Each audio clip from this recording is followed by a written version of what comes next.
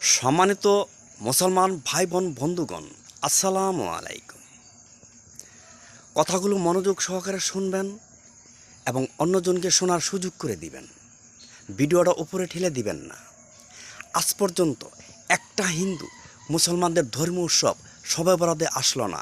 আজ পর্যন্ত একটা হিন্দু মুসলমানদের ধর্মীয় উৎসব শবে কদরে কোনো কিছু চাইতে আসলো না। আজ পর্যন্ত একটা হিন্দু মুসলমানদের ধর্মীয় উৎসব ঈদুল ফিতর ও ঈদুল আজহার নামাজে আসলো না। আজ পর্যন্ত একটা হিন্দু কোনো মুসলমানদের শুক্রবারের জুমা নামাজে অংশগ্রহণ করলো না। কারণ তারা জানে, হিন্দুরা জানে এটা মুসলমানদের ধর্মীয় উৎসব। কিন্তু তুমি একজন মুসলমান হয়ে, একজন শ্রেষ্ঠ নবীর শ্রেষ্ঠ উম্মত হয়ে কিভাবে তুমি হিন্দুদের দুর্গা পূজায় যাও? কিভাবে যাও? বড় কষ্ট লাগে। সম্মানিত মুসলমান ভাই বোনেরা, আমরা তওবা করি, 5 ওয়াক্ত নামাজ পড়ি, রাসূলের সুন্নাহ অনুযায়ী চলি।